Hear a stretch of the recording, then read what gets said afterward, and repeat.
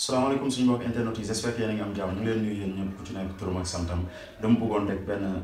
juróomi simili ñu def benn réflexion ak aussi ñu xool ñun entre ouvriers nan lañ mën a def pour faire avancer les choses donc ñun man boog en tant qu'électricien franchement dépassé naa débat wu kii moo dàq câble contacteur kii moo dàq câble militaire yi kii moo dàq câble poste de transformation kii moo dàq câble lii kii lii lay installé kii niveau bii la am loolu en fait bu ñu nekkee ci débat boobu ça va être trop terre à terre enfantin parce que notre avenir est en jeu on a besoin d'autres choses maanaam débat bi nekkatul loolu en fait nit yi bu ñuy évoluer dañuy évoluer ensemble donc réellement lan mooy débat bi mooy réellement est-ce que les électriciens sont protégés les ouvriers sénégalais de manière générale yan bànqaas ñoo ñuy aar suñu avenir yan bànqaas ñoo ñuy aar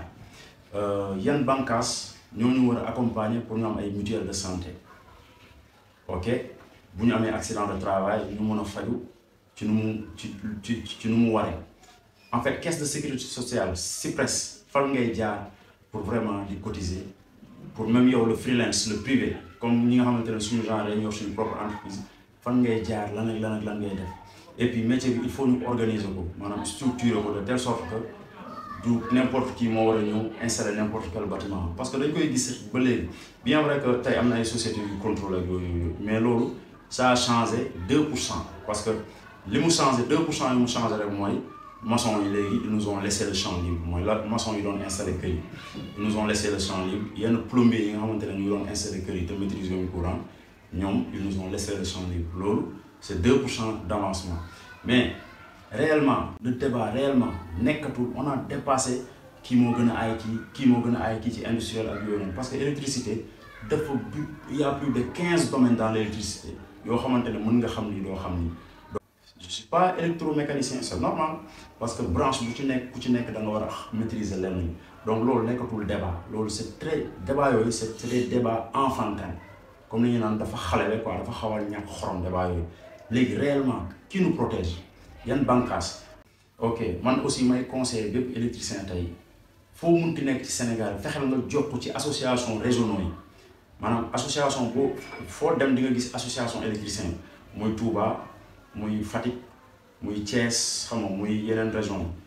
Dakar ainsi de suite même les départements boo nekk ci benn département comme département de Kër Massar wala on va dire bon yeneen arrondissement yi day am ay série ay association communale il faut ngeen jokk si parce que il faut aller vers l'information pour mieux être informé pour mën a wëyal sa liggéey en fait loolu mooy débat bi franchement débat wu maçon bi moo dàq raax moo dàq tabax moo dàq lii non il faut débat bi mooy ñu orienter ko si en fait ñun suñu retraite comment ça va se passer nous les privés fan lañu war a jokk parce que képp kuy privé war nga préparer sa avenir war nga préparer ses retraites war nga mën a di cotiser ci ay mutuelle de santé pour accident de travail boo ko amee ñaanuñu ko yàlla war nga mën a am war nga mën a participer ci caisse de sécurité sociale CIPRES ainsi de suite donc vraiment loolu mooy débat bi mais yenn débat yi franchement jëmaluñu kanam te monde bi buy avancer il faut que tout le monde avance donc tey par exemple nekkul n'importe qui moo war a installer bâtiment nekkul tey yow am na léegi métier bi dans 10 ans les électriciens yi vont avoir beaucoup de problèmes même pour gagner le marché pourquoi parce que tey la preuve da ngay bañ a jël benn réseau social à 400 000 à 500 000 kenn dina ko ñëw jëlee à 50 000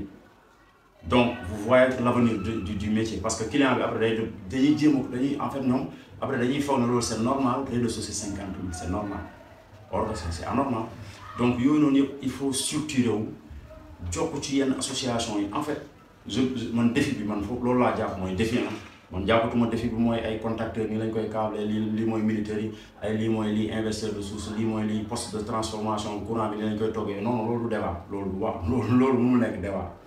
débat bi mooy réellement suñu avenir ñan ñoo war a liggéey bâtiment yi certification yi fan lañ koy lijjantee kan lañ war a tester ba pare ne ko yow war nga mën a liggéey lii kan moo war a installer solaire da nga war a ñëw nii rek installer solaire wala nag dafa war a am certification benn test booy jaar pour ñu jox la jumtukaay bi wane ne yow de war nga mën a installer solaire donc loolu mooy débat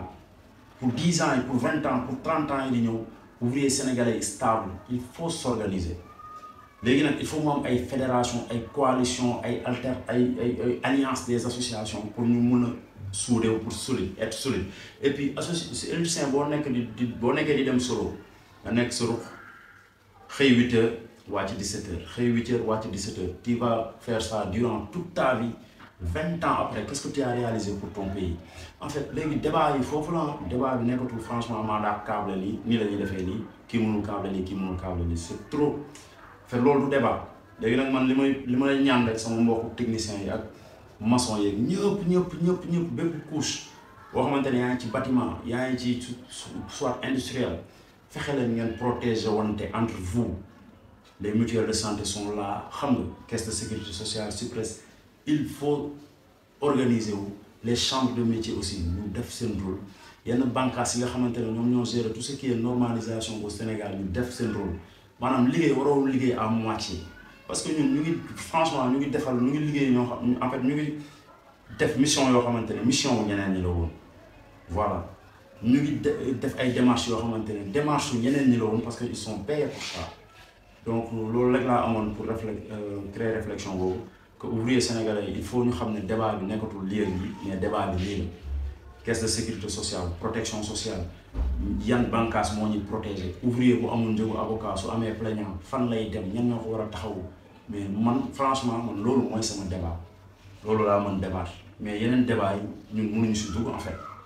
donc ñu ngi leen di jégalu ñu ngi jégalu aussi su nekkee wax bi am na yoo xamante ne xaw na ñagas bon xam nga matadi doomu aadama quoi mais ñu ngi leen di jaajëfal aussi vraiment di rafetlu encouragement yi te di ñaan ouvrier sénégalais yëpp ñu gën ci bàyyi xel que dans 20 ans yi di ñëw après ñun ban héritage ñu war a bàyyil suñuy rakk